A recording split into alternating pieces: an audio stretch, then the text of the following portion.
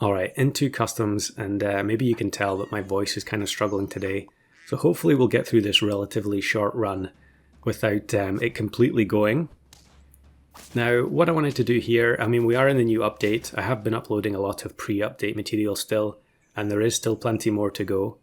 But it's difficult for me to have the willpower not to try some of the new stuff. So we're going to try and incorporate some of the new push units. There is Chihuahua on screen, which pushes the most healthy enemy forwards. So significantly weaker than the seahorse was, which is now customs only tier 2. But at least it gives us a push, and all we need is a push for iguana to be able to snipe. And we get it in the shop here. So I'll double sell the duck, and actually we can make use of the new frog. So a new frog allows you to swap stats based on the tiers of the units.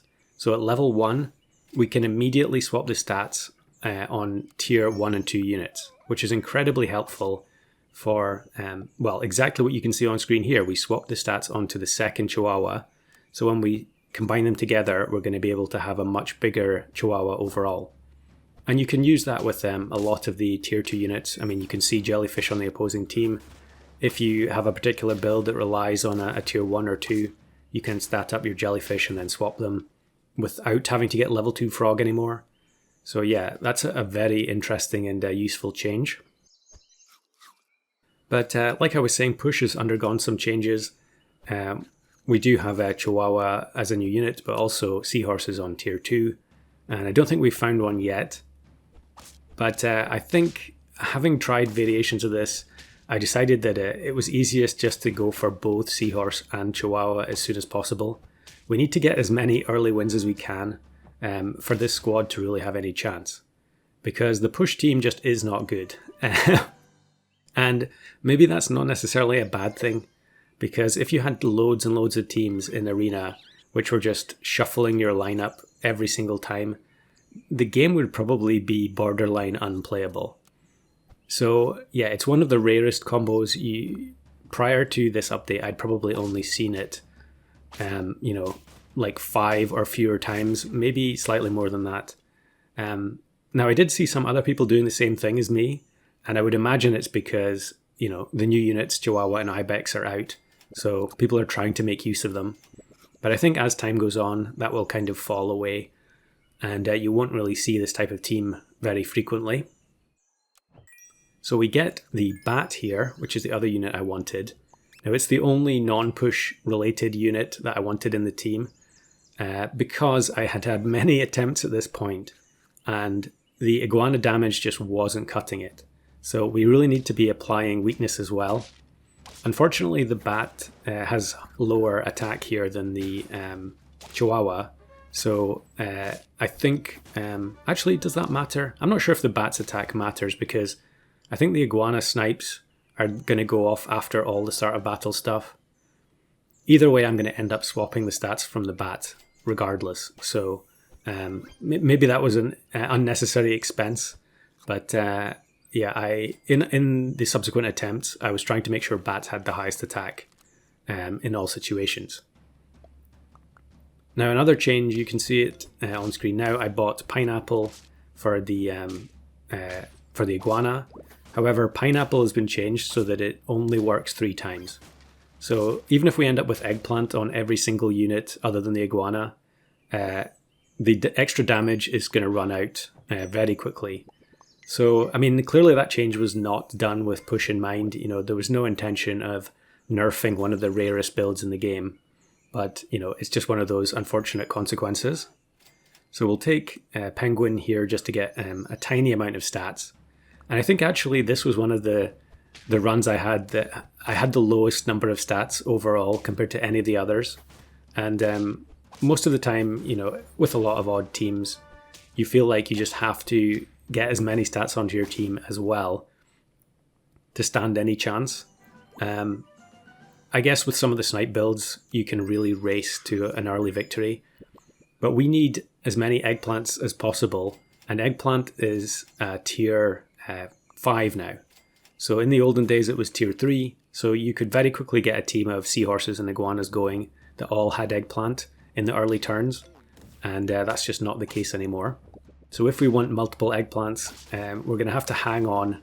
I mean, we are on a fairly fast winning trajectory here with 6 trophies turn 9, 7 trophies now.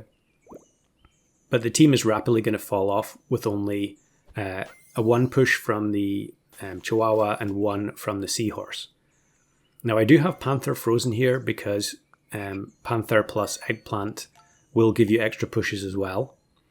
There's the stat swap I was talking about with the bat.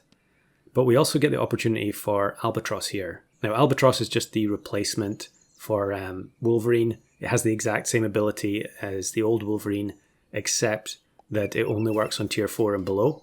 But that doesn't affect this build at all.